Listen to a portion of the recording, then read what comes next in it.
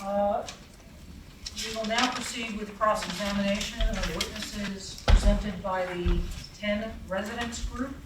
That's docket number 2019008.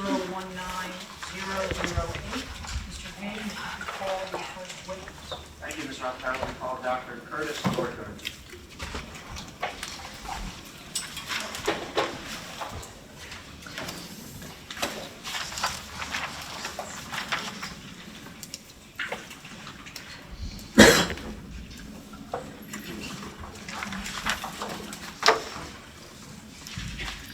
Good morning, Dr. Nordgaard. Do you swear or affirm that the testimony you will give today will be the truth, the whole truth, and nothing but? Good morning. Good morning. Please state your name. Curtis Lauren Nordgaard. And Dr. Nordgaard, what is your occupation? I'm a pediatrician Where do you practice? in Dorchester, Massachusetts. Do you have a copy of your pre-filed direct testimony in front of Yes, I do. you? Did you prepare this testimony under oath? Yes, I did. Did you sign this testimony under the pains and penalties of perjury? Yes, I did. Do you offer this testimony for purposes of this proceeding? I do. Ms. Rothschild, we offer Dr. Nordgaard his testimony. Dr. Nordgaard is available for cross-examination. Thank you. Good morning, Dr. Nordgaard. Good morning. You signed your pre-filed testimony under the pains and penalties of perjury, correct? Yes, I did. And what does that mean to you?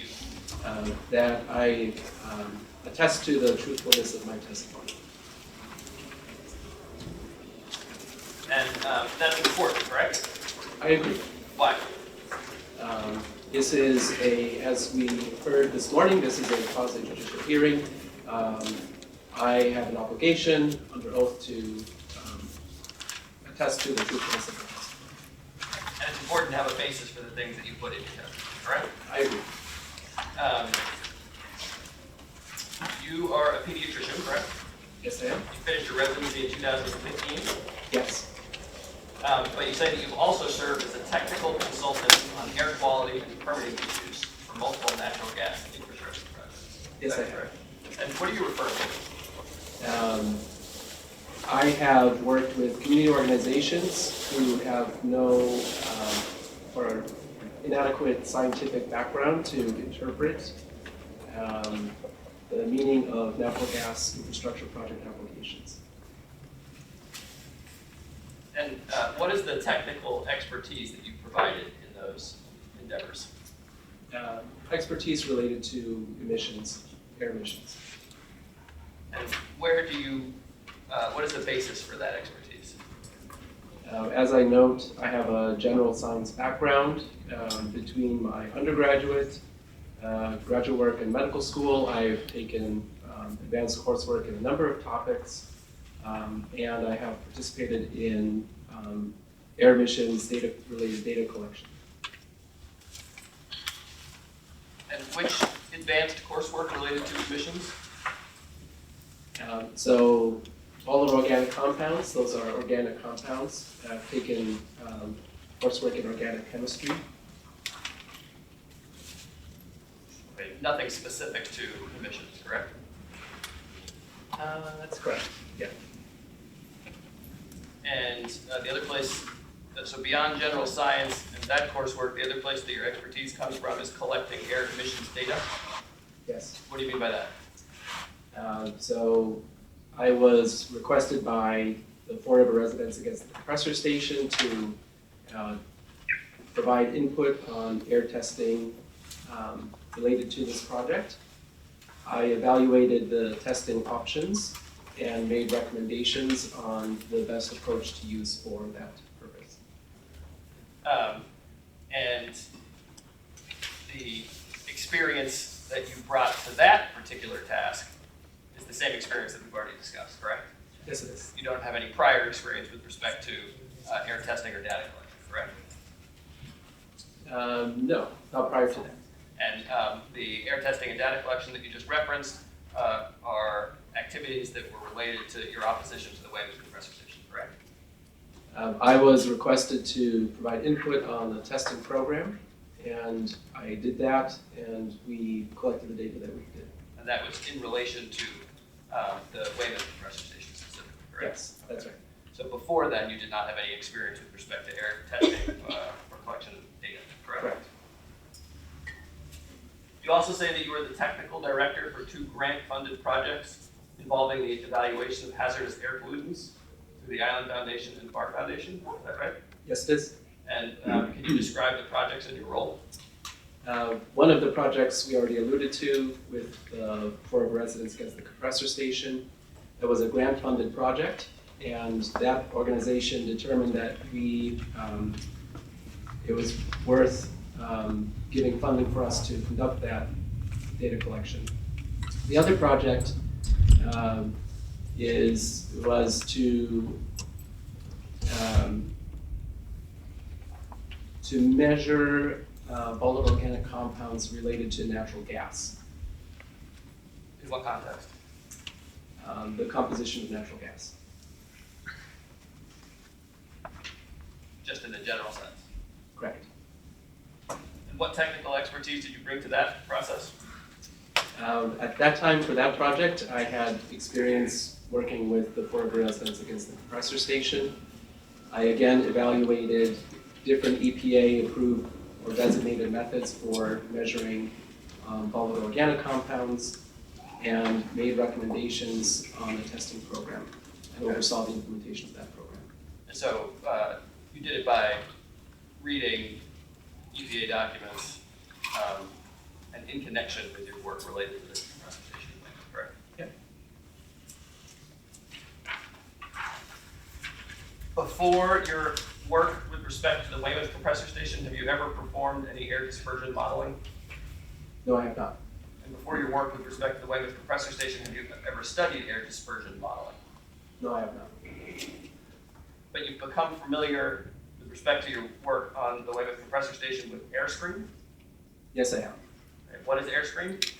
AirScreen is a screening level dispersion modeling program developed by the EPA. And that's something that you have specialized training with respect to? I do not have specialized training in the use of AirScreen.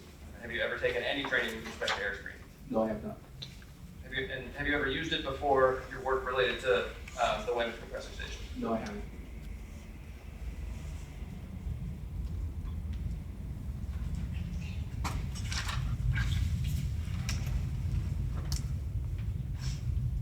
In paragraphs 5 through 12 of your testimony, you opine that marine vessel emissions were erroneously omitted from the applicant's NACS analysis. Is that a fair summary? Yes. What is a NACS analysis? NACS analysis, NACS refers to the National Ambient Air Quality Standards. It's an analysis conducted to determine, in my opinion, whether a project has the potential to violate the NACS. I'm sorry, what are the NACS? The National Ambient Air Quality Standards. Thank you. The basis for your opinion is that a 2011 emissions inventory for marine vessels showed 83.8 tons per year of nitrogen oxide from commercial vessels in Norfolk County. Is that correct? That is a part of the basis for my assertion. That is one of the facts that you relied upon, correct? Yes, it is. And what does inventory mean in that context? In a measurement of actual emissions. And how are they measured? They would either be, I presume, reported by the emitter to EPA, either based on measurements of emissions rates or equipment operation. But you don't know, you're presuming that, correct? Correct.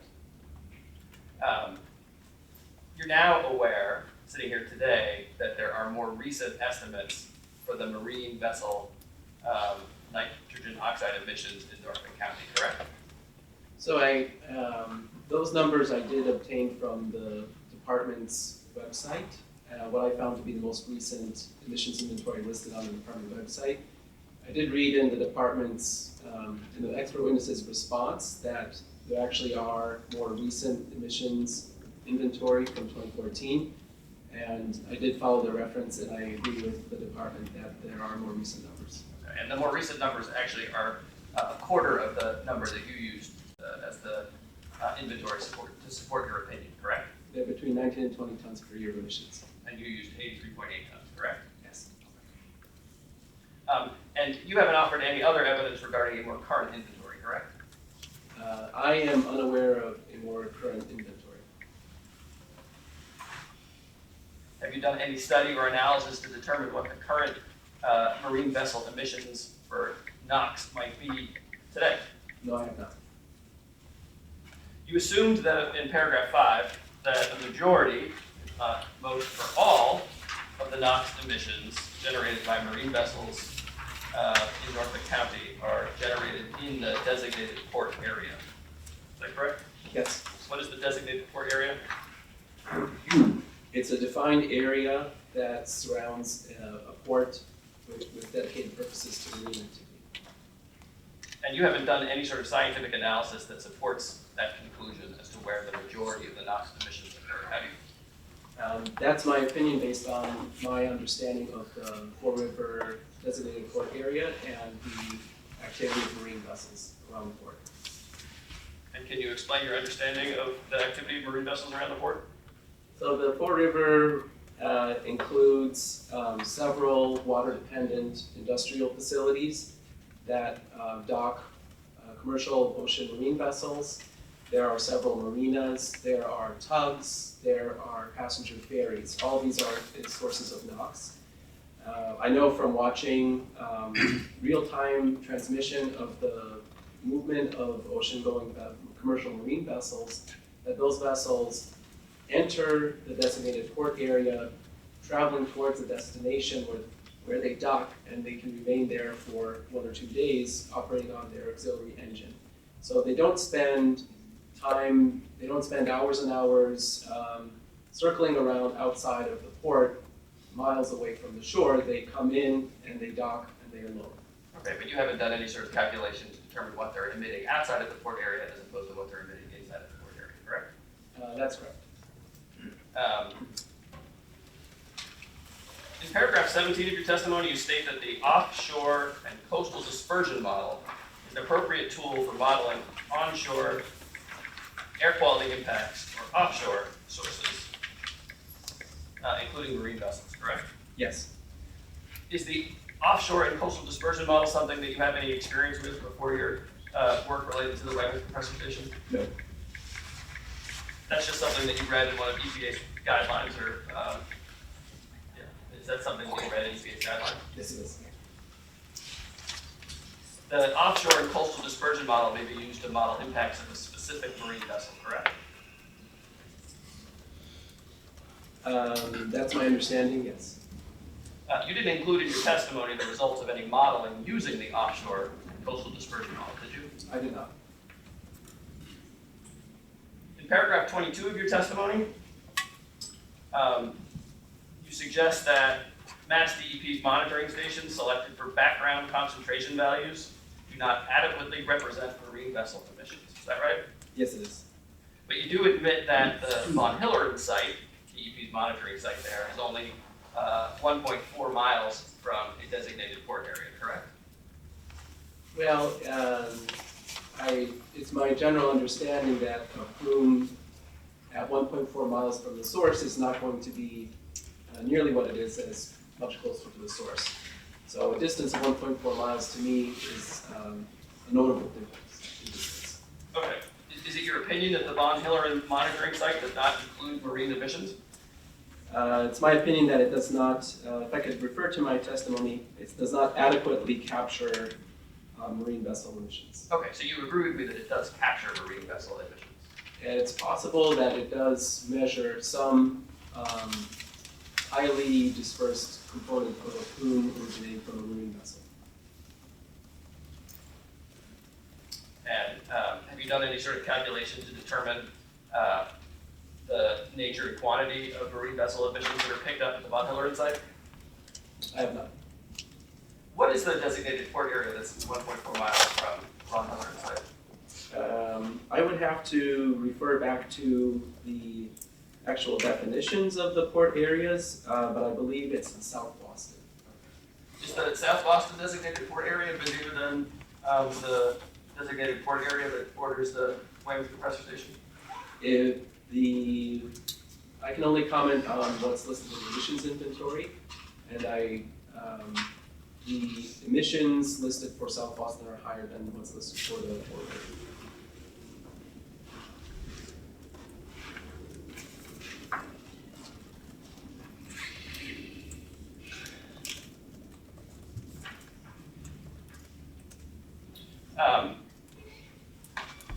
You do say in paragraph 9 of your testimony that sources within 10 kilometers that emit significant emissions may significantly interact with a new facility, right? You said paragraph 9? Yes.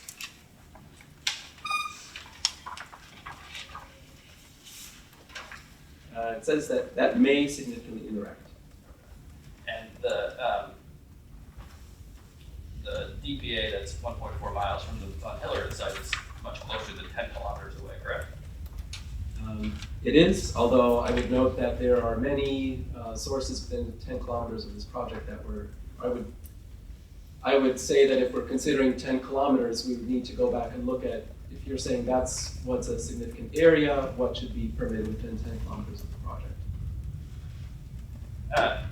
You attempted to use EPA's airscreen modeling tool to provide an estimate of air quality impacts from marine vessel emissions. Is that correct? Yes, it is. But you do admit in paragraph 31, for example, that your analysis has limitations, correct? Yes, it does. And you do say in paragraph 26 that a more accurate estimate could have been obtained using AirMod, for example, or the offshore and coastal dispersion model, correct? Yes. But you didn't do either of those things, correct? That's correct. And the airscreen modeling that you did perform is based on the annual emission inventory of 83.8 tons per year that we discussed, correct?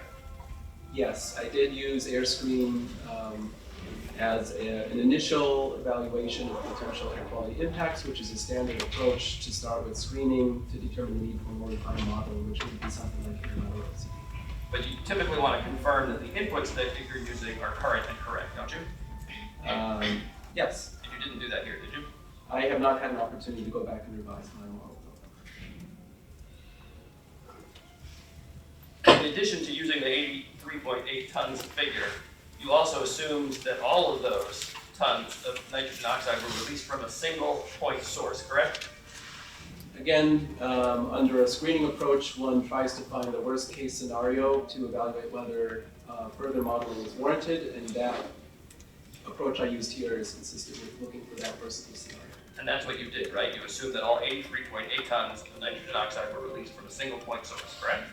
Yes, assume that they were released continuously over time, which is an artificially actually underestimate, because the operation of marine vessels is, unlike a stationary source, is not, in that port area is not continuous. Those marine vessels are coming and going, so out of all of those emissions, they're only present for a specific point in time. So really, by assuming that those are distributed out over the course of the year, if anything, that underestimates the actual impact of those emissions. But you actually acknowledge in your testimony that modeling all vessels as a single source may create a bias towards a higher concentration, correct?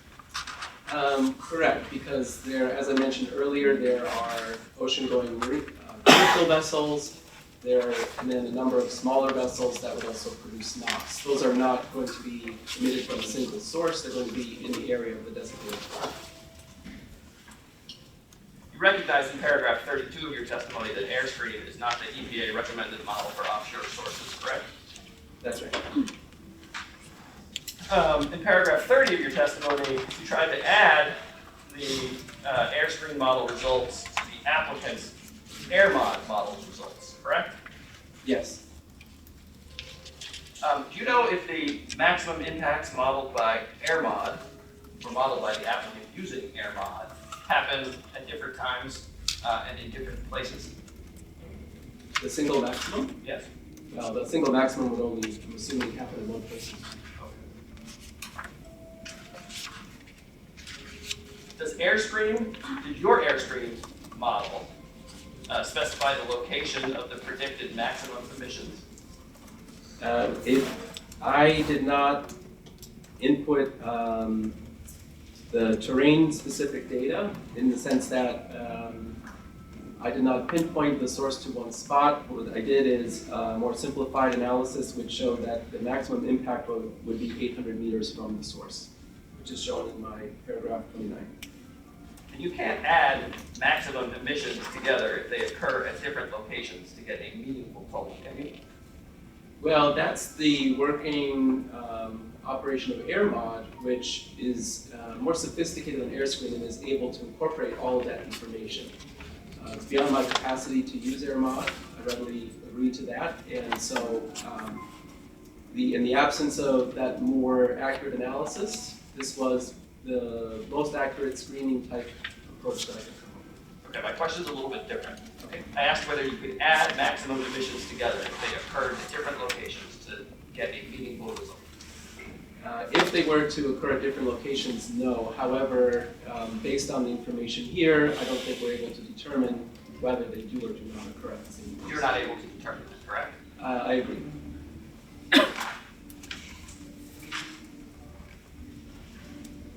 Did you review the rebuttal testimony that was submitted by the applicant's witness, Justin Fickus? Yes, I did. And he added a representative marine vessel source to his AirMod model, correct? Yes.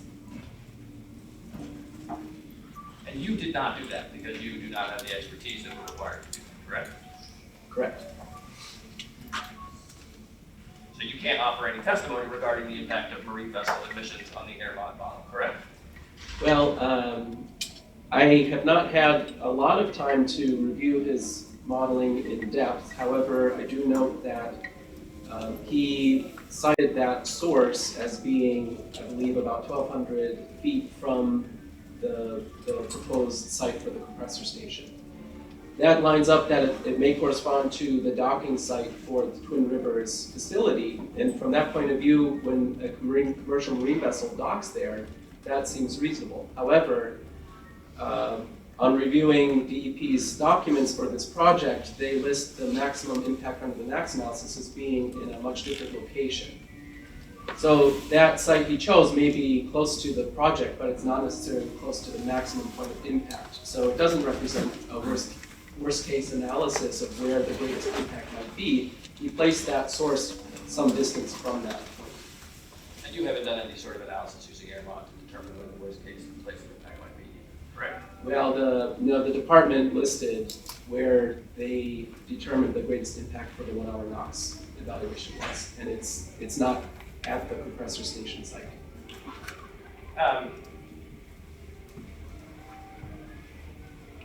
In paragraph, jumping to topics here, in paragraph 37 of your testimony, you opine that a simplified AirScreen modeling analysis shows that the facility emissions may produce significant air quality impacts due to shoreline fumigation, and that the additional impact could result in a NAAQS violation, correct? I do say that, yes. Okay, you don't actually opine that the facility is likely to produce significant air quality impacts due to shoreline fumigation, do you? Well, the purpose of my analysis, again, was more of a screening approach that I cannot definitively show the likelihood of NAAQS violation, but raise the possibility, and in that point of view would warrant further investigation. And you haven't done that further investigation, correct? I have not. You say that special weather monitoring in paragraph 43 would be required to model the coastal internal boundary layer, correct? Correct. Did you obtain special weather data? I did not.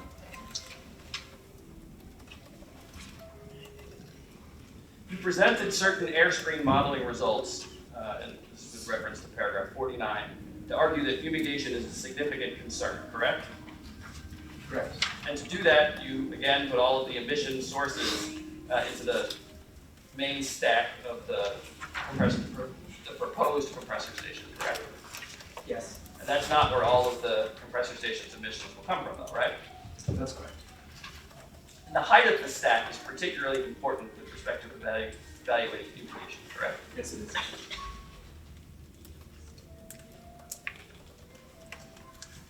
Another factor is the distance to the shoreline, is that correct? Yes, it is. And you said that the distance to the shoreline in this case was taken in the axis of the Fore River at 145 meters. This is paragraph 48 of your testimony. I did say that, yes.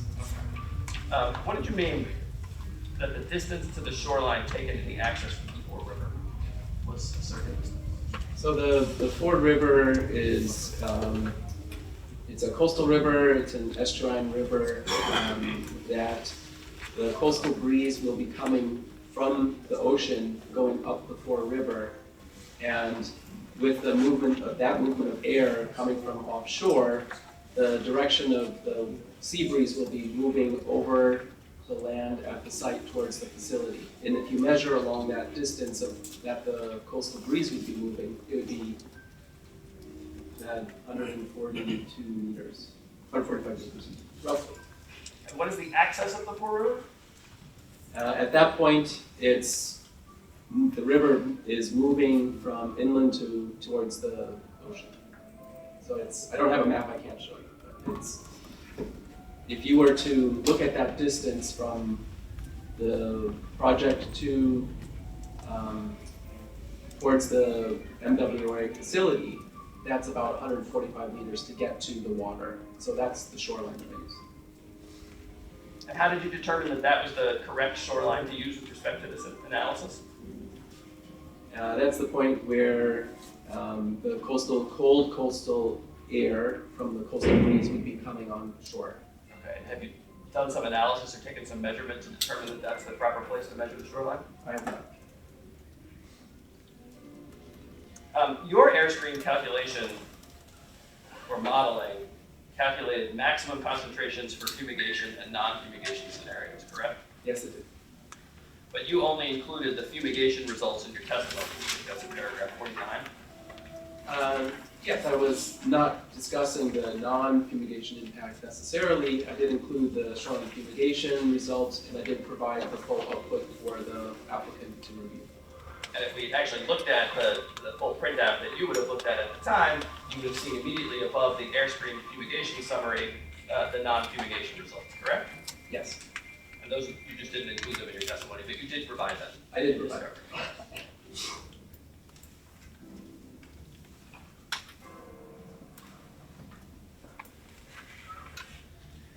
You attempted to add the fumigation results that you got to the previously modeled 1 hour nitrogen oxide results that the applicant contributed. Is that correct? Yes. But the fumigation results are not an additive number. They include the compressor station emissions, don't they? That's my understanding, yes. So they are not an additive number. Well, in the sense that the number provided by the shoreline fumigation tells you the impact of the station under conditions of fumigation. So I believe that we're agreeing here. Okay.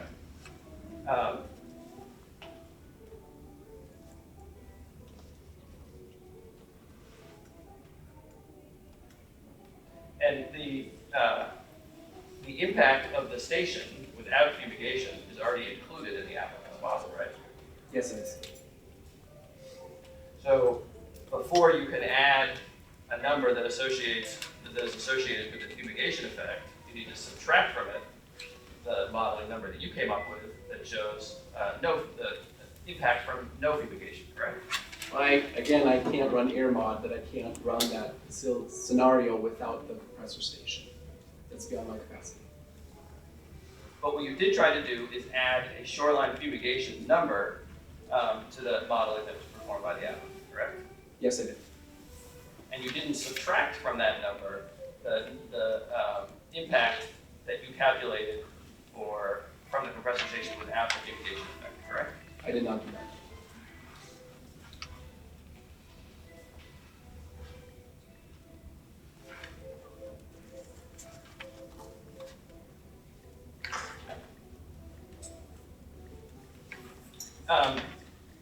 The maximum modeled impact of the project's 1 hour nitrogen oxide NACS analysis, this is what was prepared by the applicant, occurred in a specific location, correct? Yes, it did. And that's actually somewhere near the Braintree electrics facility, is that correct? Yep. That's my understanding of it, yes. And do you have an understanding that almost all of the nitrogen oxide that was modeled there was due to the Braintree facility? Yes, I did. Your modeling, the airstream modeling, does not locate the maximum impact associated with fumigation in any certain place, does it? That is correct. You can't simply add the airstream number to the applicant's maximum model number, can you? I agree, I'm not able to determine that from my analysis. Thank you, Mr. Child. Thank you. Good morning. Good morning. Other parts of your testimony concern potential health impacts due to certain kinds of emissions, correct? Yes, it does. Can you recall which emissions you were referring to in your testimony? Particulate matter, formaldehyde, and acrid. I will pronounce it your way. I hear it other ways. Mr. Child, can you try to keep your voice up, please? I'd like to do that, and I have a problem with that, so it would be better if I stood, if no one objects. Stand away. You provided no testimony with respect to any other air emission material other than the three you just identified, correct? That's right. And let's focus on your testimony regarding particular materials. Your testimony was specifically focused on what's referred to as PM 2.5, correct? Yes, it was. And PM 2.5 means particulates smaller in diameter than 2.5 microns. Correct. And those kinds of particles at that size have many, many sources, do they not? There are more than one source of fine particulate matter emissions, yes. Including from automobile exhaust, Yes. including from combustion of coal or oil or natural gas, correct? Yes. Including from forest fires, Yes. quite a large number of, from dust. Yes. Now, both EPA and then DEP following have adopted standards for the ambient levels of PM 2.5 in the ambient air, correct?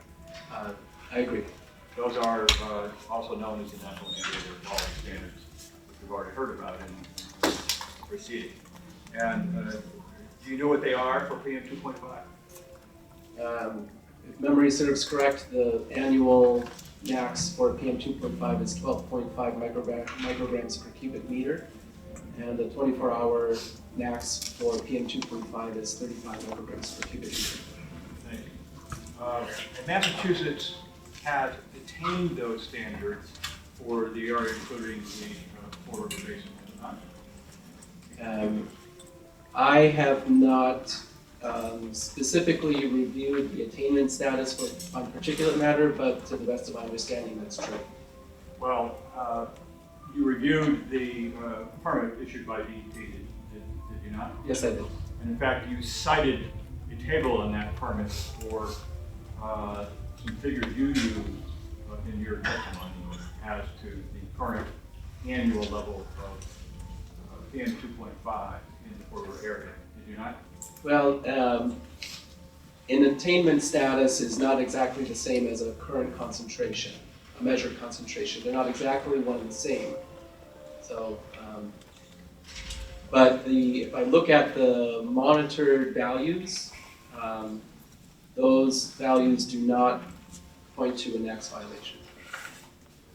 Well, I'd refer you to the permit itself. Do you have a copy in front of you? I do not. I can provide you one and represent that this is a full copy. Everybody else probably has one. If anyone needs one, let me know. Mr. Child, I'd like to just remind you to refer to specific paragraphs so you can follow along. Thank you.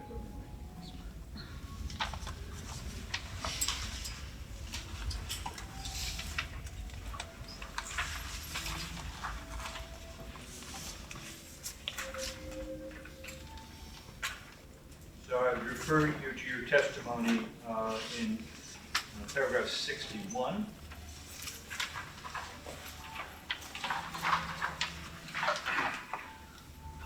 Are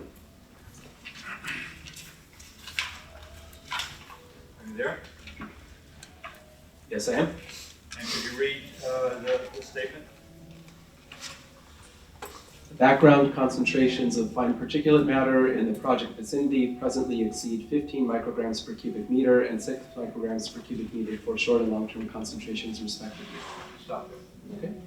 And then you have a footnote there, and it refers to the air quality plan approval, table 4, correct? That's correct.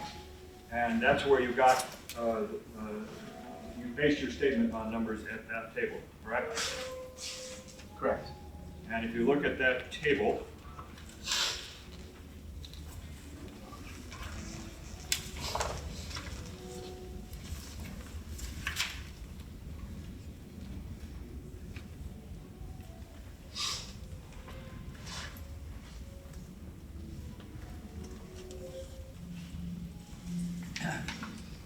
see in the bottom row some numbers for PM 2.5, correct? Those numbers are in the table, yes. And for the measured background column, it provides that the 24-hour level of PM 2.5 is 15.3 micrograms per cubic meter, correct? That's right. And for the annual, it reports 6.5 micrograms per cubic meter, correct? Correct. Those are numbers that are in compliance with the Massachusetts National Ambient Air Quality Standards for PM 2.5 in the city, correct? I agree.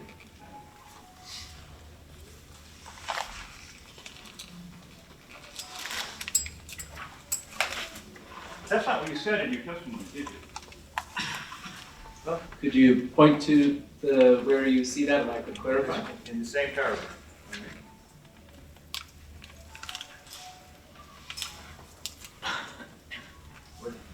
What did you say about the levels that you reported, that you discussed? Say background exceeds these values for short and long-term concentrations, as I read before. Right.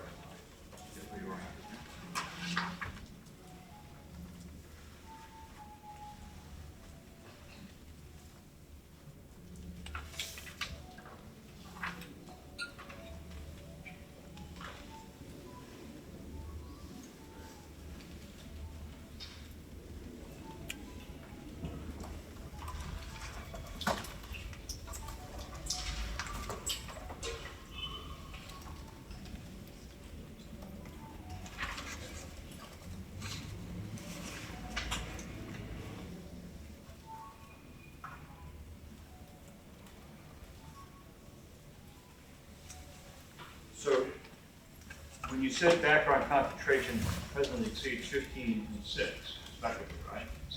Yeah, that's right. That's a true statement, correct? So the most recently reported values used in the permit do exceed those numbers, yes. But those numbers have nothing to do with what the actual standard is. The standards are much higher than that, are they not? Yes, they are.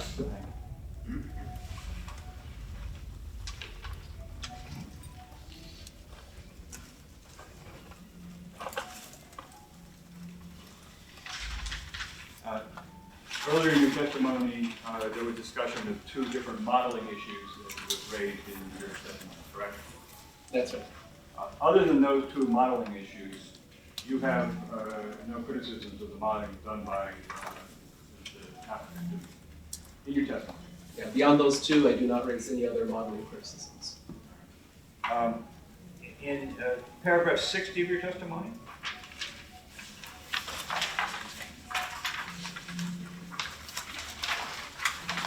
you refer to a study by Shi et al., correct? Yes. And you then go on in a later paragraph, I believe it's 63, to make some calculations that you made based on the Shi study, correct? I would say those are just some general calculations to illustrate the point, yes. And what was that point? That based on that study, that if particulate matter concentrations increase, then mortality would be expected to increase from that study. Did you estimate, this is an estimate of what the mortality increase would be, huh? Yes, it is. By you, based on the Shi study? Correct. Okay. I would provide to you a copy of the Shi study and ask you if you recognize it.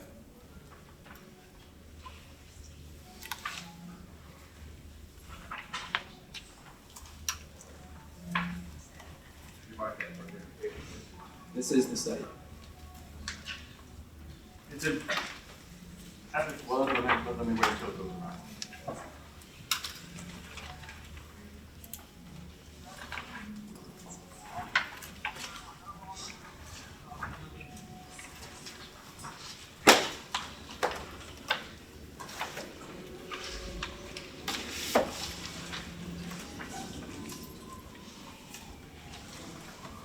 This is what is referred to as an epidemiological study, huh?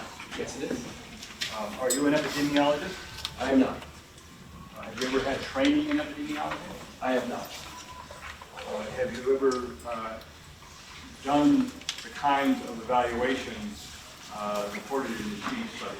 No, I haven't. Or the kinds of calculations in the Chi study about the relationship between levels of particular material and mortality or disease? I have not. What the Chi study reported was an effort to correlate estimates of PM 2.5 levels across with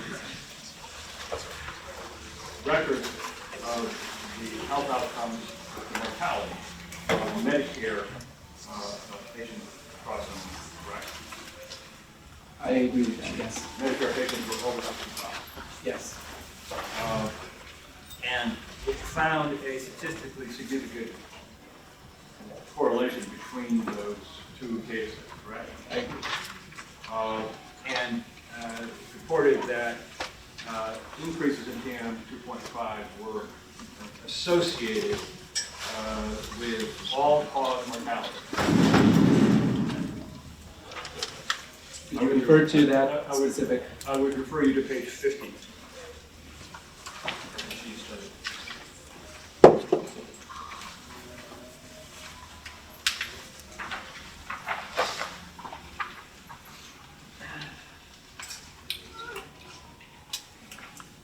There's a lot of text here, if you can give me a minute to find it.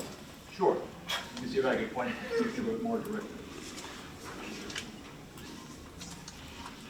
Oh, I think the first column. Let's see.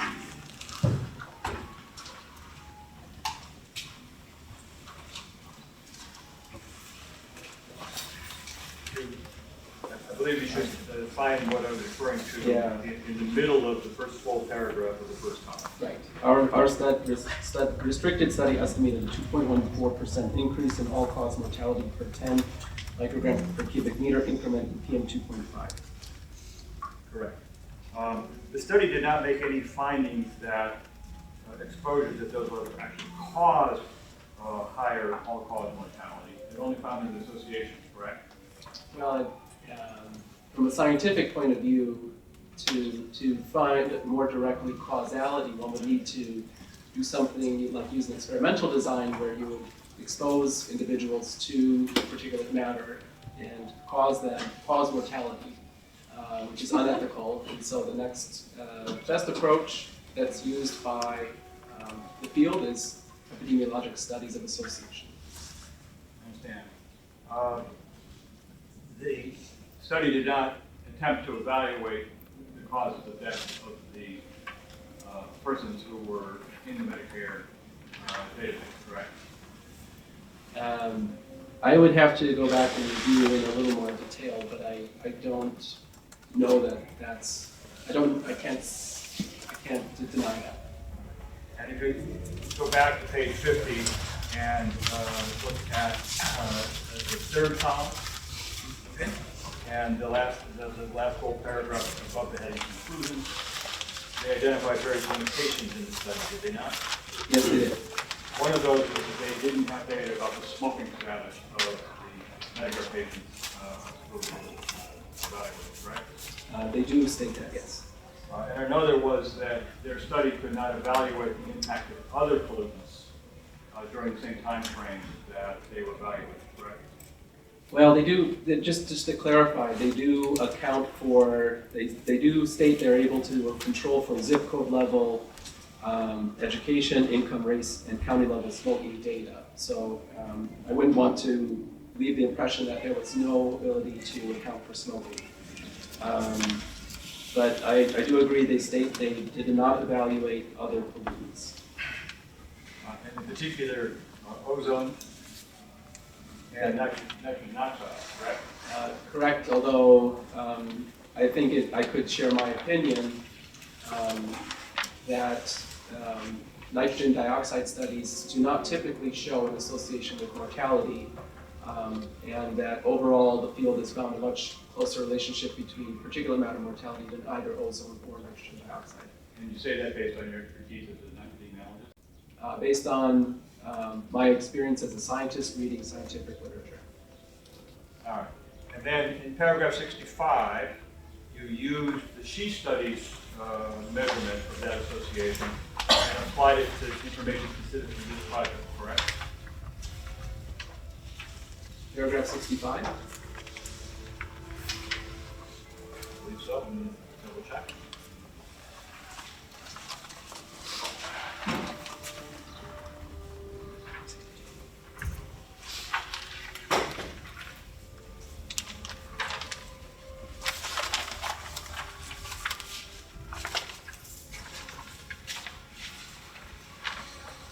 Pardon me, it was paragraph 63.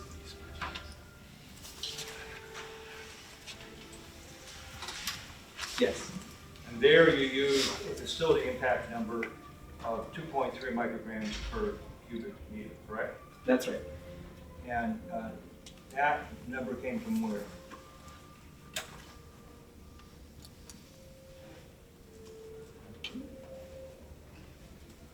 I would refer you to paragraph 62 in your testimony. Right, I do reference the air quality plan. And in this case, it's a reference to table 3 of the permit, correct? That's right. And if you could turn to table 3 of the permit, which you have with you. Yes, I see it here. And in the row for TM 2.5 24-hour averaging period, you see the number 2.3 for maximum impact, correct? That's right. Could you tell us what the term maximum impact means in this context?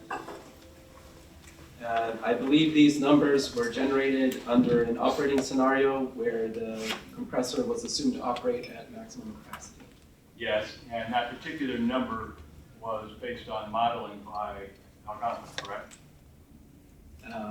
By their consultant, yes. Yes, the modeling report that was submitted by the Algonquin that had been performed by Presiding Officer. Yes. Thank you. And within the context of the dispersion modeling report, what does that particular number, the 2.3 micrograms per cubic meter, represent as a maximum impact? If the facility were to operate under full load, 100% load, that would be the greatest impact on PM 2.5 concentrations.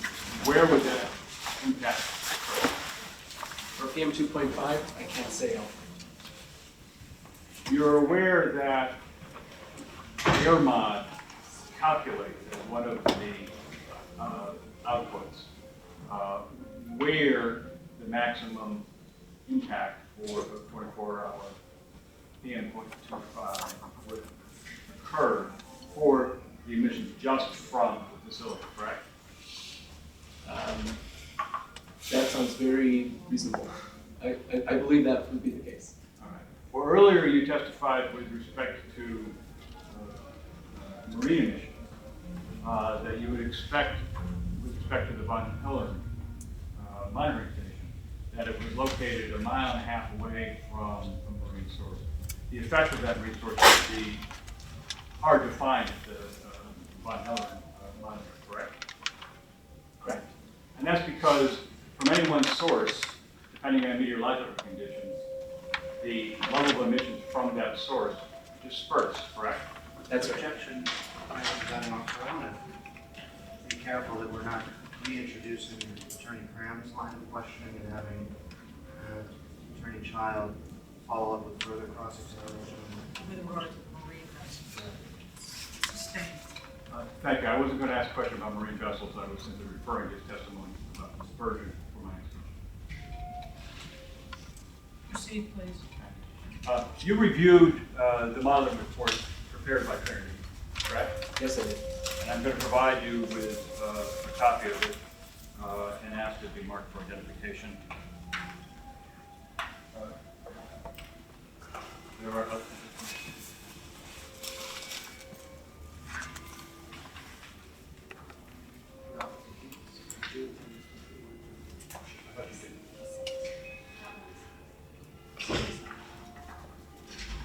Rothschild, do you happen to have an extra copy of the SHE study? There were a couple extra here, so. I could have one, I appreciate it.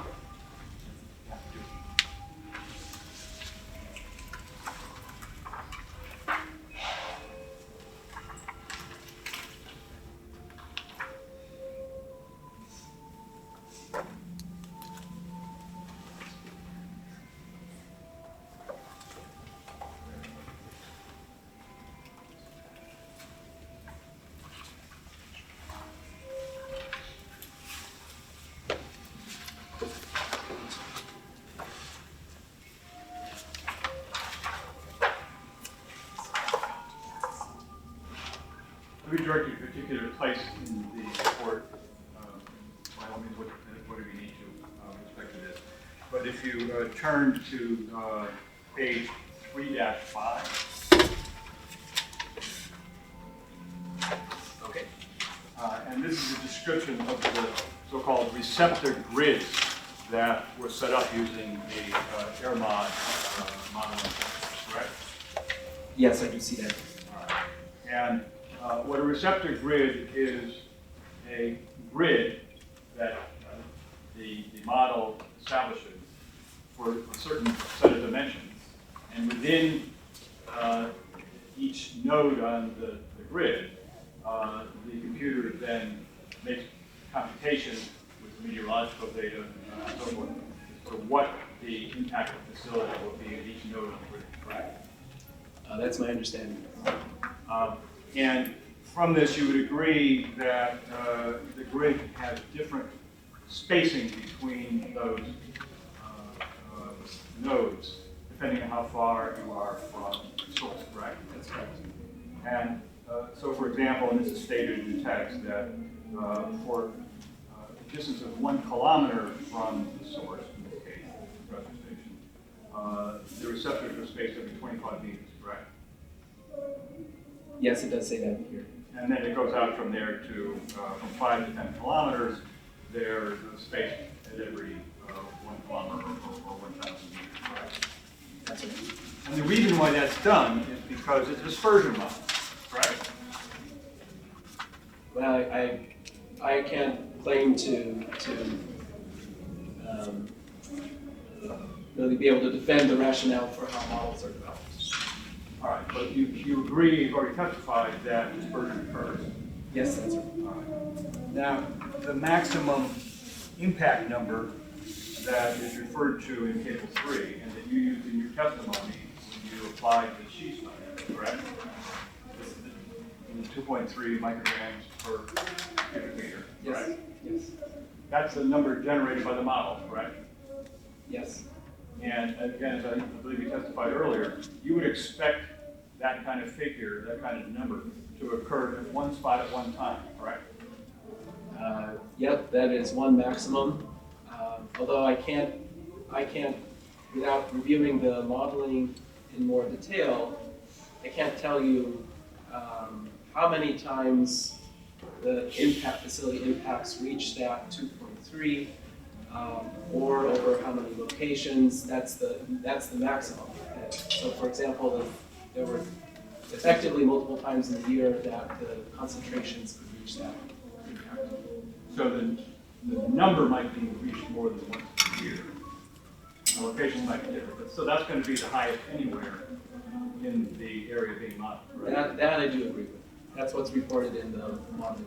And on a day where that maximum occurs at a particular spot, and it's the only maximum at that level on that day, right?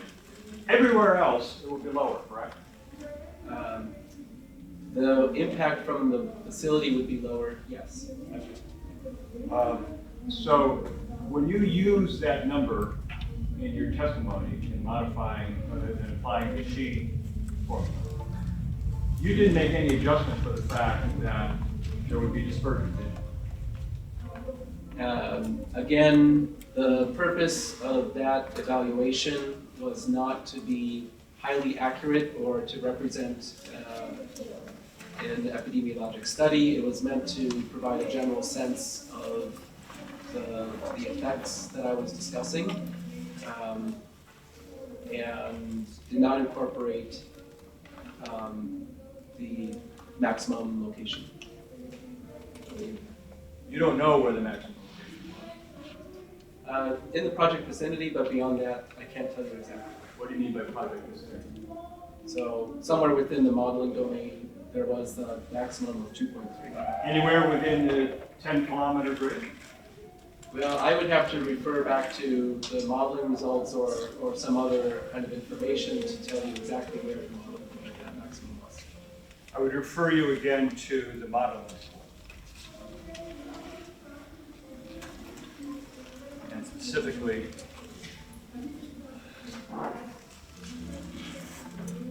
to page 4.7.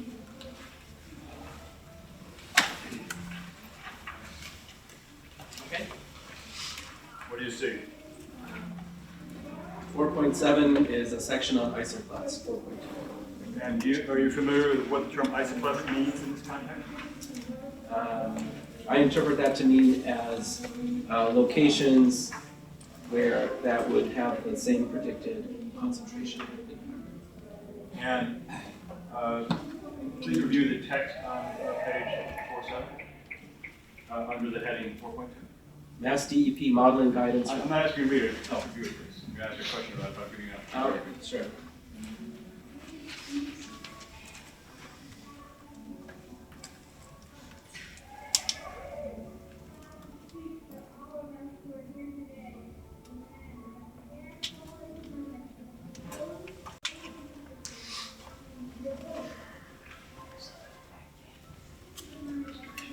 Okay.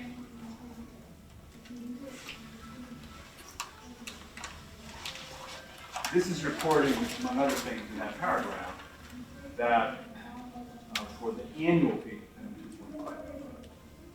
2.5, there were no concentrations greater than an increase of 1 microgram per cubic meter due to the facility itself, right? It does say that, yes. And you have no objection to that conclusion? I cannot provide any contrary evidence to that. And then it goes on to describe isoplasts that are provided in the following pages that were created for modeling where the highest levels of NOx would be, correct? I do see that on the opposing page, yes. Okay. And what that is showing is that the only places where there were levels of NOx above the significant impact level for NOx are right at the boundary of the state, correct? You know, there's no scale here, but I think it's reasonable to assume that's true. Well, the figure that you're seeing on these charts is a representation of the location of the facility itself, correct? Yes, it is. Do you have any reason to think that the locations of exceedances or of the 2.3 micrograms per cubic meter of PM 2.5, that those maximum levels would occur anywhere else than right at the facility? I really don't have the information to determine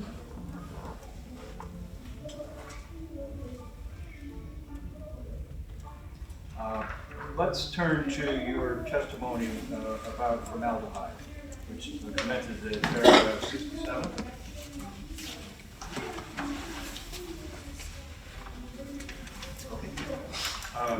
You would agree that formaldehyde is ubiquitous in the environment, correct? I could not say ubiquitous. It's certainly measured in many places of the common. And again, because it's a byproduct of combustion, I believe that to be a major source of formaldehyde, yes. including automobiles. Yes. It also has industrial uses, I believe so.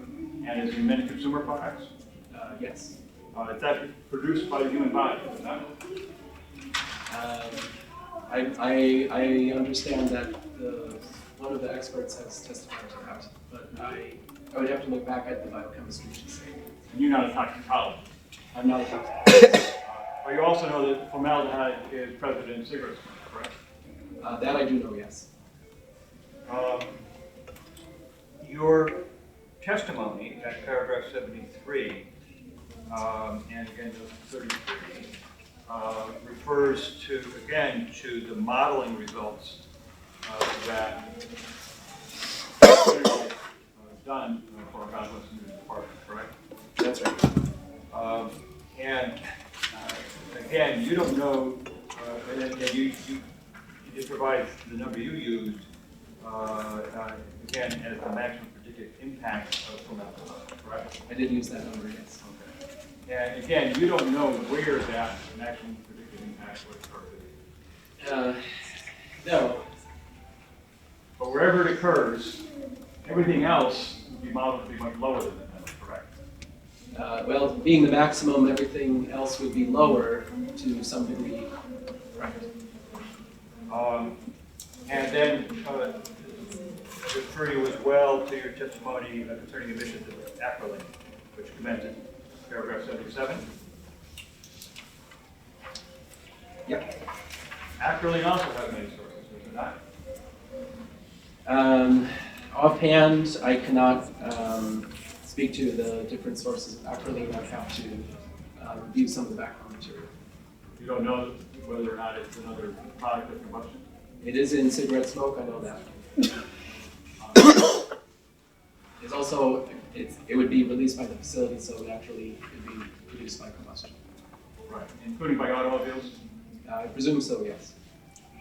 And again, and now referring to paragraph 82, you used the number from the air permit and based on applicant modeling for the maximum value of tobacco produced by the facility itself, correct?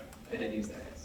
And just as with formaldehyde and PM2.5, you don't know where that maximum value would occur, do you? I would have to refer back to other information.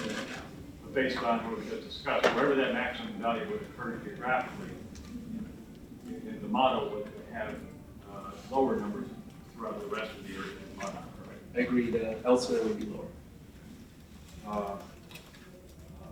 Yet in your testimony, you ignore the fact that the actual level of impact on the facility over most of the area being modeled would be lower than you used, correct?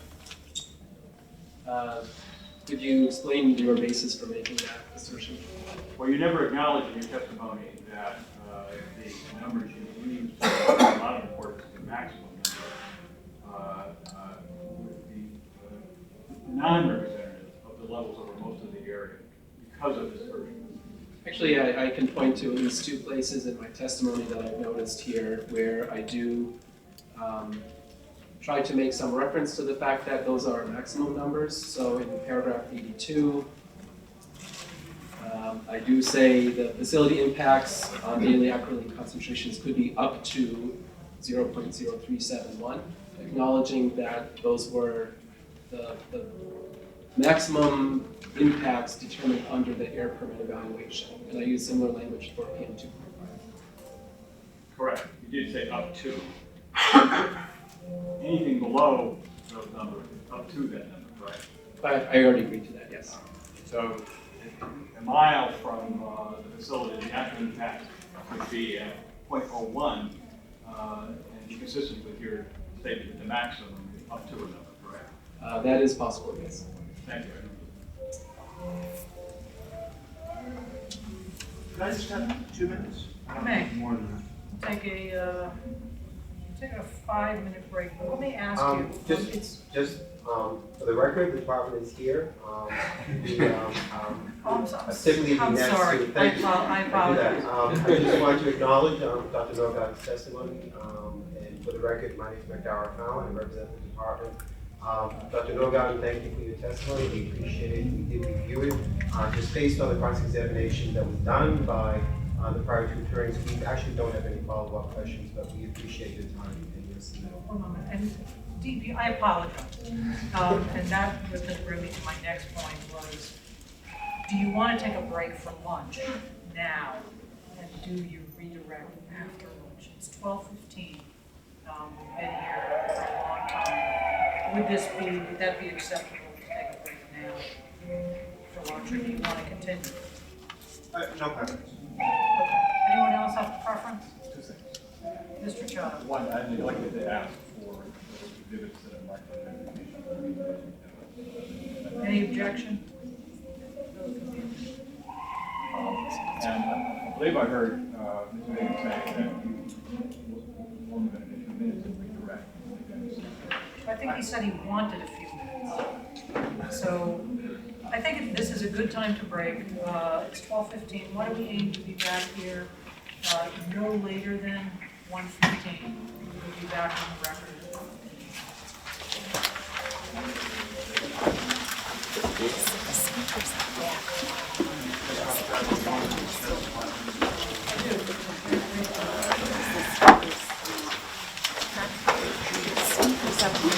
Left on so I can see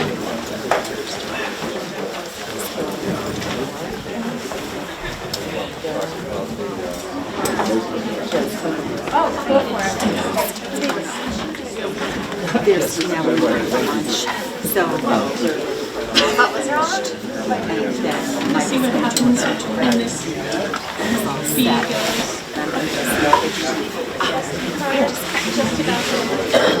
Oh no. So it looks like there's a thing. Do you think it was okay? And I don't want to see if it goes today or written on front. If anybody else wants to go. I'm cool with going out. Yeah.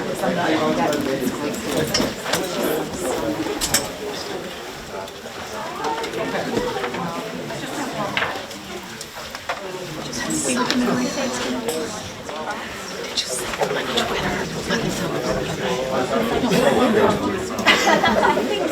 Okay, it's gonna switch pretty good. This is good news. Just now? Yeah.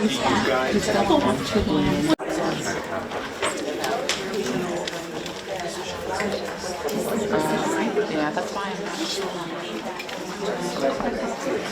Okay.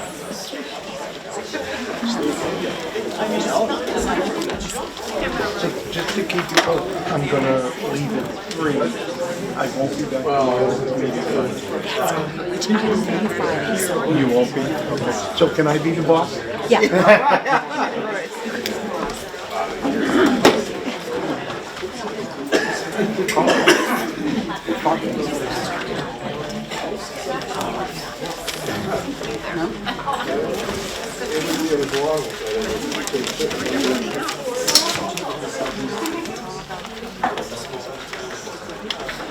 Linear without a threshold is potentially based on the science.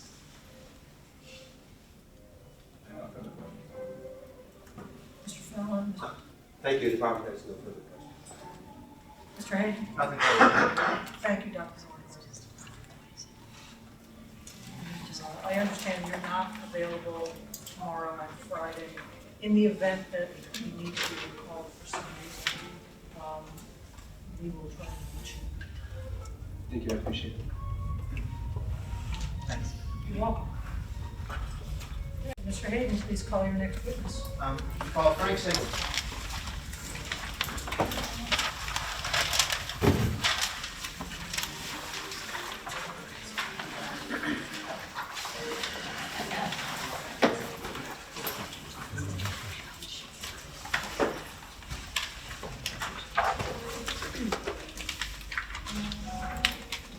Good afternoon, Mr. Singham. Do you swear or affirm that the testimony you are about to give will be the truth, the whole truth, and nothing but the truth? I do. Thank you, Mr. Rothschild. Would you please introduce yourself? Frank Singleton, town of Weymouth resident and member of the Conservation Commission as well as FRRACS. And do you have any training or experience in public administration? Yes, I've had 50 years of local public health, most of it in administration, as either an environmental health specialist or as a health rep. Did you prepare pre-filed testimony in this matter? I did. Do you have a copy in front of you? I do. Did you sign that pre-filed testimony under the pains and penalties of perjury? I did. Do you adopt your pre-filed testimony for purposes of this proceeding? I do. We offer Frank Singleton and his testimony. Mr. Singleton is available for cross-examination. Pardon? If I just have a moment, I think we just have questions for Mr. Singleton.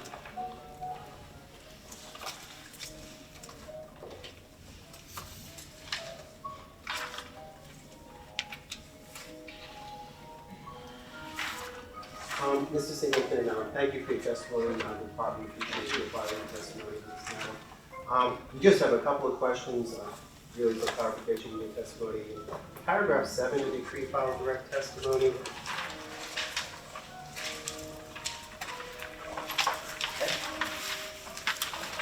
you reference a applicant's table of urban-rural determination results.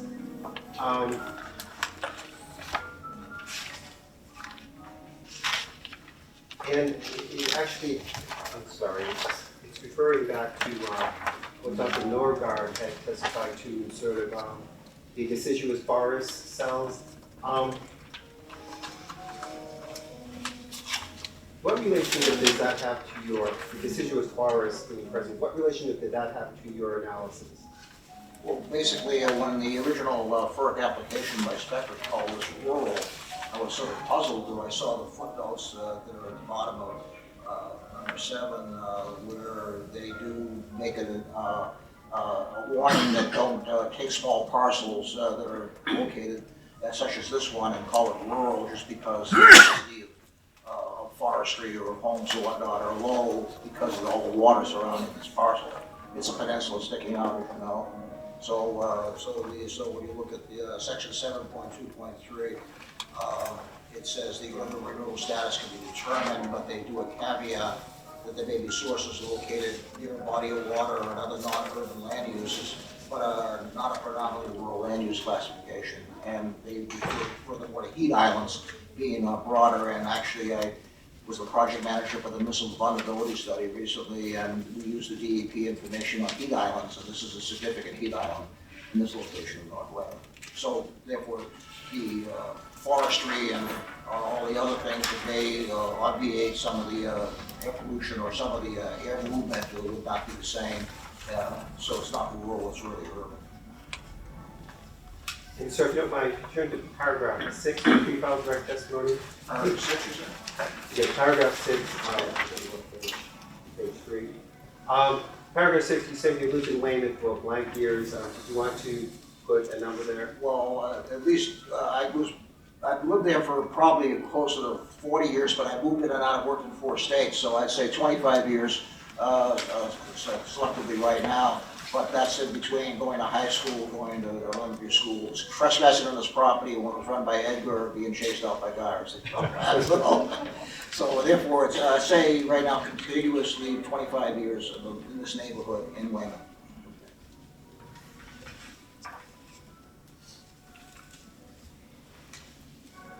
Thank you, sir. We appreciate your testimony. Thank you very much. Any redirect, Mr. Hayden? No, thank you. Thank you, Mr. Singleton. Thank you.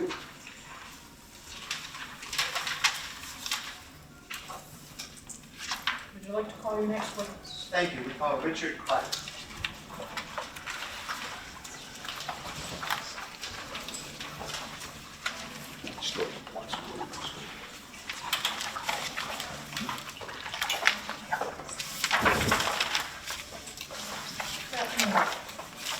No.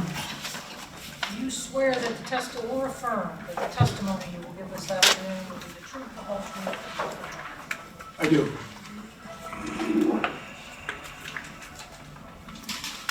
Thank you, Ms. Rothschild. Would you please introduce yourself?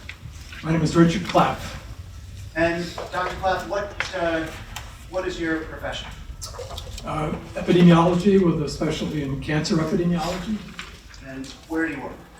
I'm a retired professor at Boston University School of Public Health and an adjunct professor at the University of Massachusetts at Lowell. Did you prepare pre-filed direct testimony in this matter? Yes, I did. Do you have a copy in front of you? Yes, I do. Did you prepare this testimony under oath? Yes. Did you sign this testimony under the pains and penalties of perjury? Yes, I did. Do you offer this testimony for purposes of this proceeding? I do.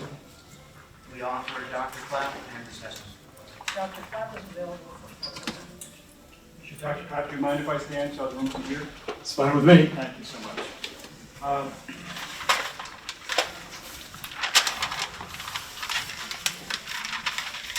Dr. Clapp, in paragraph 1 of your testimony, you identified the materials you reviewed in preparation of your testimony, correct? Yes, Those included the so-called health impact assessment, correct? they did. And also some other materials provided you by counsel, correct? Correct. What were those other materials? There were the Trinity report, I believe, that we've seen here earlier today. The modeling report that we referred to? Other rebuttal testimony by experts, I believe, for Enbridge. DEP reports. Those are the ones that come to mind. Well, the rebuttal testimony hadn't been submitted, I think, by when you submitted your testimony, but no matter. The pre-filed direct testimony of Outman. Correct.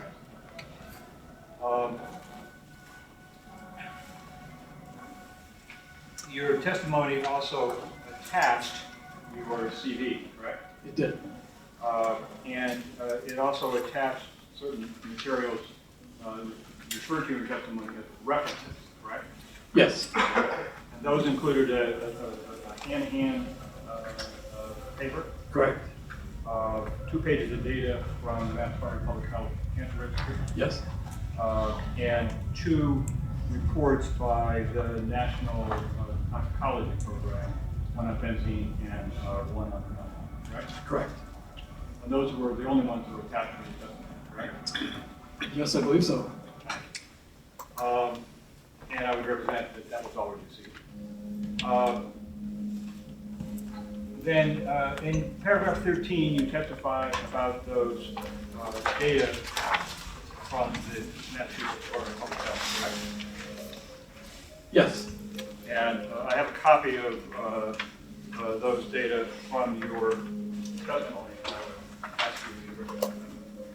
That's I want to get back to this. Thank you.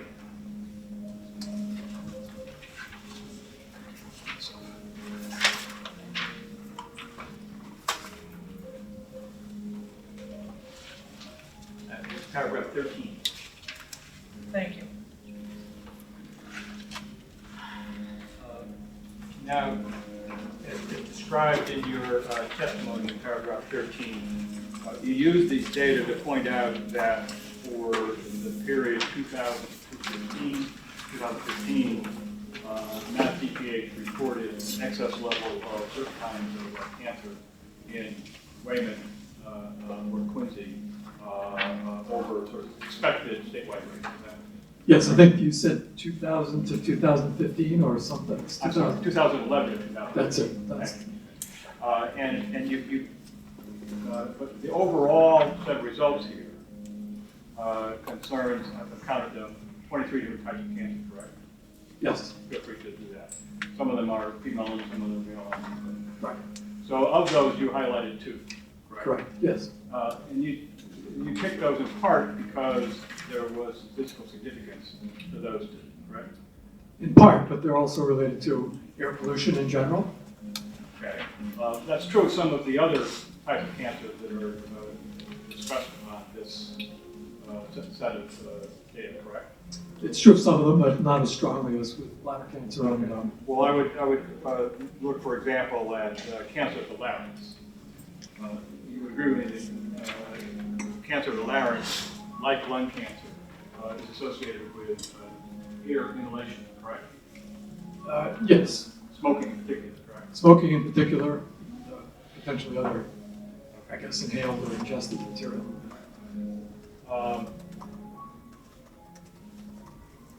And with the categories that you highlighted, one of which is urinary bladder cancer for women, correct?